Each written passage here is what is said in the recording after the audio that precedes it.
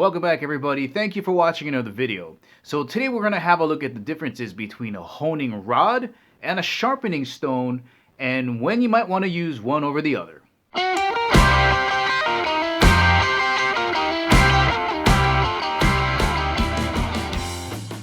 Now if you don't have either of these essential items in your kitchen, make sure you check out the link in the description below. Let's begin with the sharpening stone. This is what you're going to use when your knife is dull and it's not cutting anything, right? You're going to remove some metal, sharpen it up, and then polish it up with the other side. This is a combination stone, very inexpensive, from Amazon. You can buy them separately, separate stone, 400, 1,000 grit. All the way, I think from 120 I've seen all the way up to 20 to 30,000 if you really want to get a mirror polish on your blade. I feel comfortable enough with the 400 grit to sharpen and 1,000 for polishing. And again, they're available in combo stones like this, or you can buy them individually.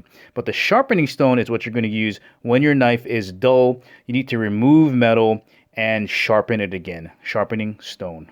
Alright, let's move on to the honing rod. Now I think this is probably one of the most misunderstood sharpening instruments in your kitchen.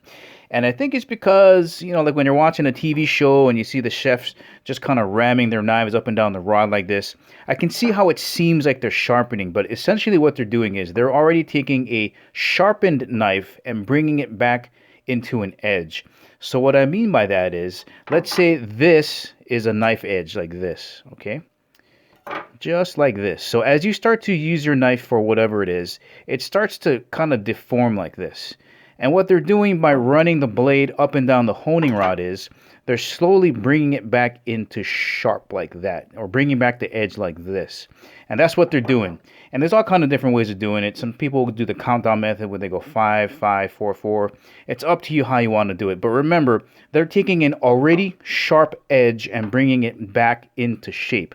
If you try to hone a dull blade, you're not doing anything. You got to go back to one of these guys, get the edge back on, and then maintain your edge after every use by using a honing rod. Well, alright guys, that was the differences between a honing rod and a sharpening stone and why you might want to use one over the other. Remember, if you want to purchase either of these items, make sure you check out the link in the description below. Hope you enjoyed the video. I'll catch you in the next one.